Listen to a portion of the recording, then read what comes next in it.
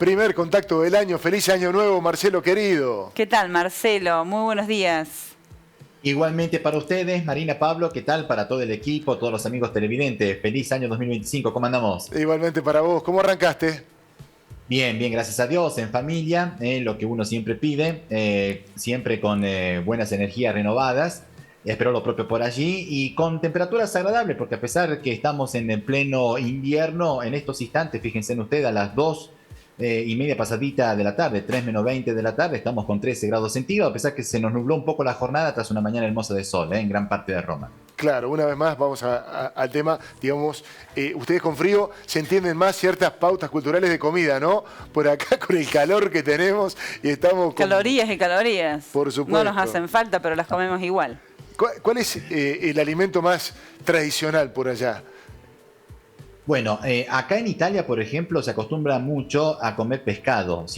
Estamos en una península rodeado de mar, efectivamente, pero la tradición prevé, como comentábamos la vez pasada... Bueno, tuvimos un problema con el micrófono. No sabemos si nos recibe Marcelo, pero estamos con un problema de... Ahora te recibimos nuevamente, Marcelo. Perfecto, yo los escucho perfectamente bien. Les comentaba, ¿no? En la tradición italiana, la de que no tienen que faltar las lentejas, ¿no es cierto? Las lentejas, claro. Bueno, provoca, digamos, prosperidad para el nuevo año. Me olvidé el 31, porque yo me iba a comer un puñadito de lentejas. Pero... Qué rico, qué rico. Sí. ¿Y algo dulce, Marcelo? Lo dulce, también nuestro turrón, pan dulce, panetones. Sí. Bueno, acá tenemos la competencia entre el pan dulce tradicional y el panettone con azúcar impalpable, que es característico del norte de Italia, de la zona de Milán. Los fundadores del verdadero pan dulce, el panettone, ¿no es cierto?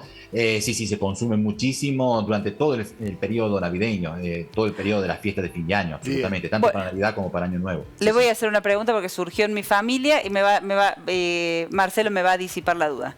El panettone, el pan dulce, ¿se corta con la mano como el pan salado? Porque discutíamos eso. ¿No se corta con cuchillo o con la mano?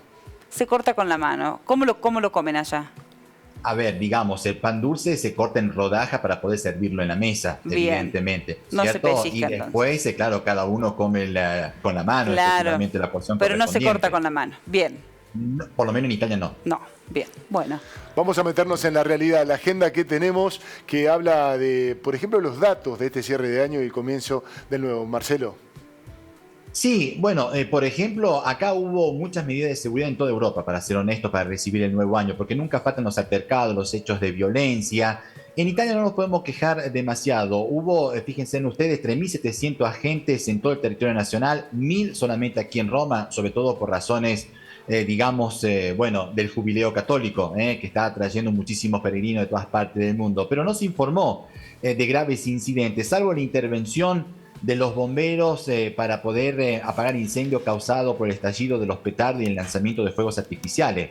Fíjense en ustedes estas imágenes sorprendentes. Lo que estamos viendo en Nápoles es una cosa impresionante, la cantidad de fuegos artificiales y petardos que se caracterizan, en esta ciudad del sur de Italia, ¿no?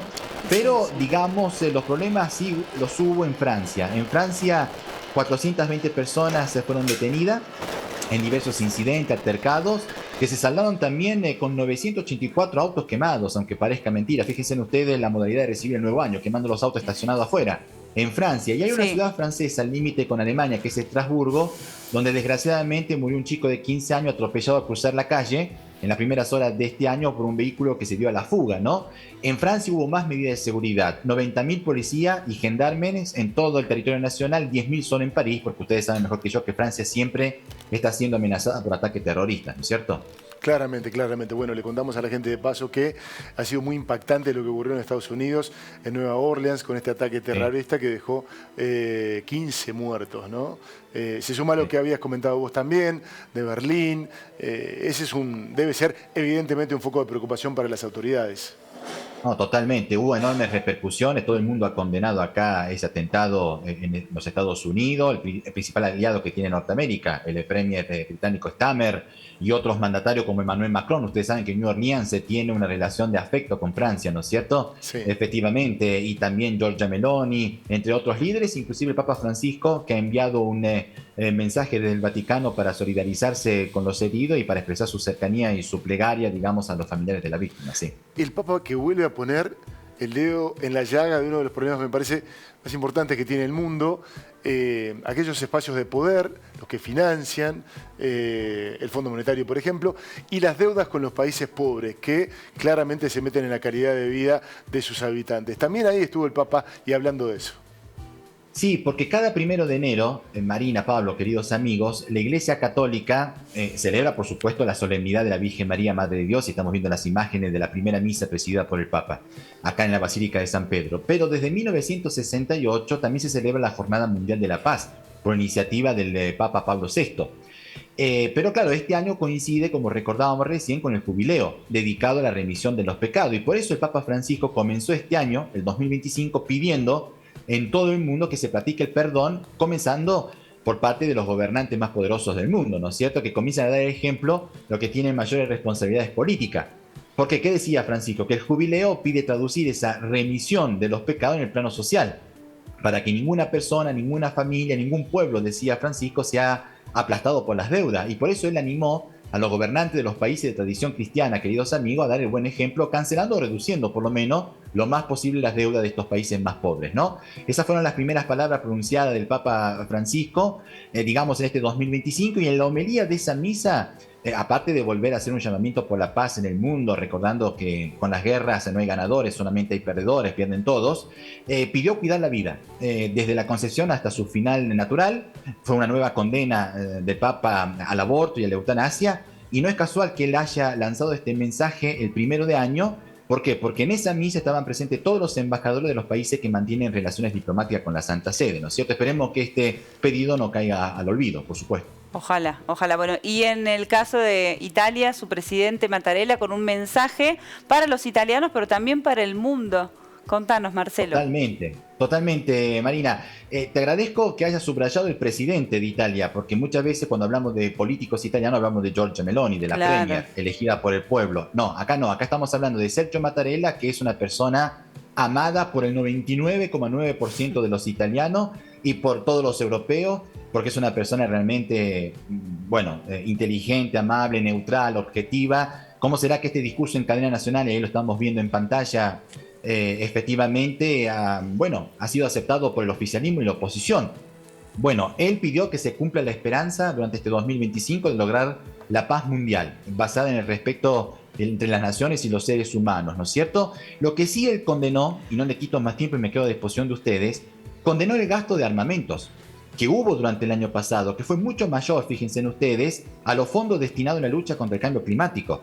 Y por último se refirió en este mensaje, grabado, digamos, en el Palacio Presidencial del Quirinale, acá en Roma, se refirió también a otros problemas que afectan a la sociedad italiana, por ejemplo, los hechos de inseguridad callejera, porque también acá tenemos esos hechos de inseguridad, no es todo color de rosa. El aumento de los suicidios en las cárceles, porque las cárceles están superpobladas. La falta de empleo, digamos, para los jóvenes fundamentalmente, que cada vez más emigran al exterior, sobre todo con un título universitario, porque no encuentran posibilidades laborales acá. Y destacó también que hay menos habitantes, siempre hay menos gente viviendo en los pueblitos montañosos del sur del país, destacando que todavía hay esa diferencia que había desde siempre, ¿no es cierto? Yo me acuerdo de la época de Diego Armando Maradona en la década del 80, entre el rico norte y el sur, digamos, de Italia, ¿no? Ustedes podrán preguntarme, ¿y estas palabras cómo se traducen? Y uno espera que se traduzcan en hechos concretos y en medidas por parte del gobierno actual de la derechista Giorgia Meloni, que está en el poder. Esperemos que así sea. Marcelo, querido, ha sido un placer este primer contacto y saber que te vamos a poder saludar durante todo el año. Gracias por tu tiempo. Gracias, Marcelo. Un fuerte abrazo. Igualmente de mi parte, un gran abrazo y nos reencontramos mañana. Hasta mañana.